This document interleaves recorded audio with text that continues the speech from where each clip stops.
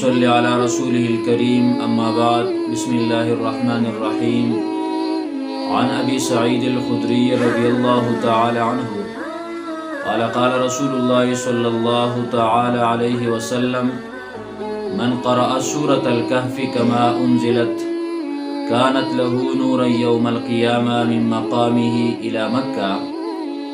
ومن قرأ ب10 آيات من آخرها ثم خرج الدجال لم يضره ومن توضأ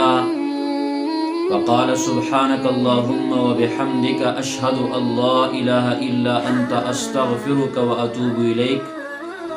كتب في رق ثم جعل في طابع فلم يكسر إلى يوم القيامة. محترم سامعين اوریدونکو د یو حدیث چې السلسله الصحیحه کې را نقل شوی دی د ابو سعید خدری رضی الله تعالی عنہ په روایت سره دا حدیث دی. ابو سعید خدری رضی الله تعالی عنہ فرمایي چې رسول الله صلی الله علیه وسلم فرمایلی دي اولنې خبره دا ده چې من قرأ سورة الكهف كما أنزلت كانت له نورا يوم القيامة من مقامه إلى مكة. چاچه سورة کهف ولوستو سورة کهف چا ولوستو لکه څنګه چې نازل شوی دی یعنی صحیح ولوستو څنګه قرآن کریم کې دی نو دغه انسان د پاره فضیلت داره کانت له نور یوم القیامه دغه لپاره په ورځ د قیامت باندې دا نور او رڼا وي من مقامه الى مکه او دومره ډیر رڼا وي لکه د دې زین واخله دا انسان چې کوم ځای اوسېږي دا غي نواخله تر د مکی پورې. مقصد د حدیث دا دی چې ډیر زیات رڼا وي ورلا ډیر نور وي ورلا. تاسو ته پته ده چې په ورځ د قیامت باندې کله پولیس ورات باندې څوک پورې وځي چا سره به لږه رڼا وي چا سره به ډېره رڼا وي چا سره بیخي رڼا نه وي. دا قرآن کریم کې راځي چې منافقان هغه مؤمنانو ته چغې وایي وایي مونږ ته لږ ودرېږئ نقتبس من نورکم چې ستاسو رڼا مونږ لږ راواخلو. تاسو سره دومره ډېره رڼا ده مؤمنانو خو مونږ ته هم لږ رڼا وکړئ چې مونږ هم پورې وځو مونږ هم لاړ شو. خو هغې به ورته وایي بیرته دنیا ته واپس شئ قیل ارجعوا وراءکم فالتمسوا نورا ځئ بیرته واپس شئ دنیا ته لاړ شئ ځان له رڼا راوړئ. دا رڼا د هغه ځای نه راوړی کېږي نو عزتمندو دا رڼا چې جوړیږي د آخرت والا رڼا او نور چې پیدا کېږي نو هغه په دې دنیا کې پیدا کېږي او هغه رڼا چې هلته تا ته میلاویږي د هغې دپاره به دنیا کې څه اعمال به کې دنیا کې صحیح عقیده به خپله جوړی صحیح عمل به کې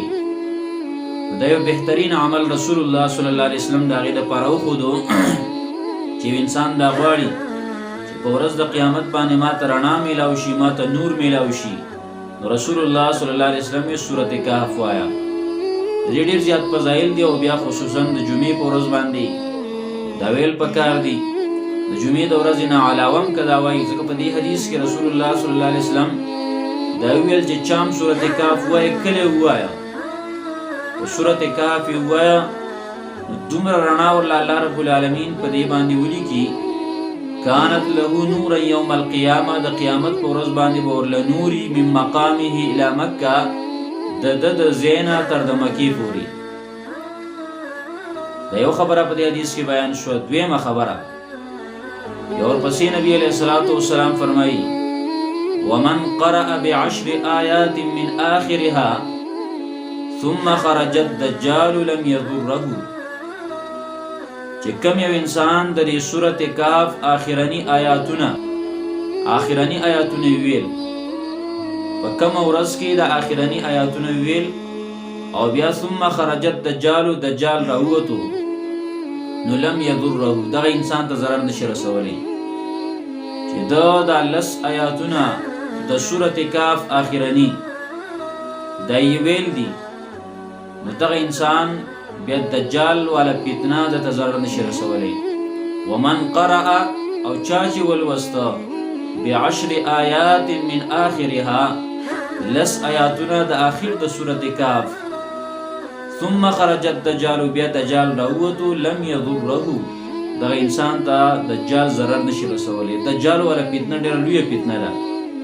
خو دې انسان ته ضرر نشي رسولی دوه خبرې شوې درېمه خبره رسول الله صلی الله علیه وسلم په دغه حدیث کې وایي ومن توضأ او چا چې اودس وکړه فقال او بیا یې په اودس پسې وروستو ویله سبحانک اللهم وبحمدك اشهد ان لا اله الا انت اخر خاتمه لپاره بهترین سبب دا کلمات وي او بهترین عمل سبحانك اخر خاتمه په حقیقت یا اخر خاتمه برابرۍ اشهد ان لا اله الا انت استغفرك واتوب اليك رسول الله صلی الله علیه وسلم وایي د دې کلماتو فضیلت دا دی چې دا اودس نه وروستو چا دا ویله څومره لوی فضیلت دی واوره وایي کتب فی رق دا په یو کاغذ کې ولیکلی شي په یو چټۍ باندې په یو کاغذ باندې ولیکلی شي او ثم جعل فی طابع په یو روایت کې داسې دي ثم طبع بطابع داسې شته الفاظ خو مقصد دواړو یو دی ثم طبع بطابع یا ثم جعل فی طابع مقصد دا چې دا محفوظ شي په دې باندې مهر ولګولی شي ثم جعل فی طابع بیا دا وګرځولی شي او کېښودلی شي په مهر زده کې یعنی دا محفوظ ځای کې کېښودلی شي یا ثم طبع بطابع په ده باندې مهر ووالی شي او چې مهر پرې ووالی شي فلم یکسر الى یوم القیامه د قیامت پورې د قیامت د ورځې پورې بیا دا ماتیږي نه او روایت کې ورسره دا هم راځي چې دغه کوم انسان چې د اودس نه وروستو دغه کلمات ویل سبحانک اللهم وبحمدک اشهد ان لا اله الا انت استغفرک واتوب الیک دا په یو کاغذ کې ولیکلی شي او بیا به دغه انسان له الله رب العالمین ورکوي هلته په ورځ د قیامت باندې مقصد دا دی په دې مهر ووالی شي دې حدیث کې اشاره ده په دې خبره کې د رسول الله صلی الله علیه وسلم په دې خبره کې اشاره ده چې چام دا عمل کوو دا کلمات دای د اودس نه وروستو دا ویل دا دعای ویله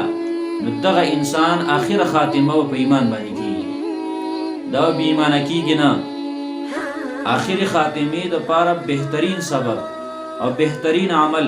چې ستا آخر خاتمه په ښه کېږي آخر خاتمه دې برابرېږي دا عمل د دې اهتمام کوه